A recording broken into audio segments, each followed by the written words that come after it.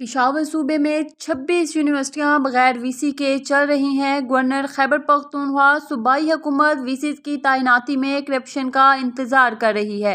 VCs की तैनाती में सूबाई हुकूमत गलत बयानी से काम ले रही है। फैसल करीम कुंडी chief justice Peshawar high court सूबे की तालीमी निज़ाम बचाने में किरदार अदा करे।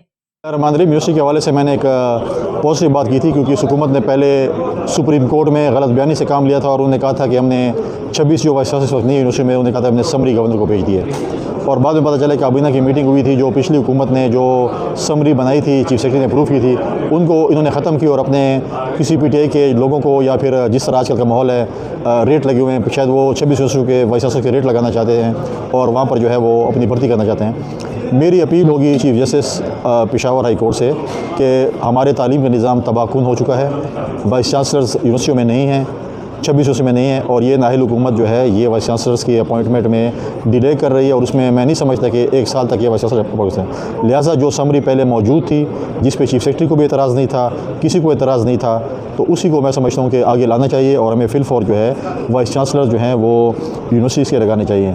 अगर जो है आप देखें कि अगर किसी इदारे में एक हेड ही ना हो तो कैसे चल सकते हैं। पहले तालीमी निज़ाम इन्होंने ख़त्म कर दिया है और आजकल जो अपने पीटीआई के लोग कह रहे हैं कि हर चीज़ का रेट लगा हुआ है, फिर ऐसा ना हो कि वाइस चांसलर के भी रेट लगना शुरू हो जाए। लिहाजा मेरी रिक्वेस्ट होगी chief justice Peshawar high court से कि आप जो केस सुन रहे हैं उसमें जो है ये चीज़ होनी चाहिए कि जो पिछली जो समरी है उसको अप्रूव कर दिया जाए। सर अभी आपने तो पता कि आज शकील बाग में लाइन लगी हुई है, सब जो हुकूमत जाने वाली है। सर आपने एक न्यूज़ में कहा कि मेरी पार्टी से सीएम आ रहे हैं। सर मैंने पहले भी कहा था और इंशाल्लाह मैं अपने बात पे कायम हूँ कि इंशाल्लाह बहुत जल्द एक जला वज़ीर आला खैबर पख्तूनख्वा का वज़ीर आला होगा। Thank you sir.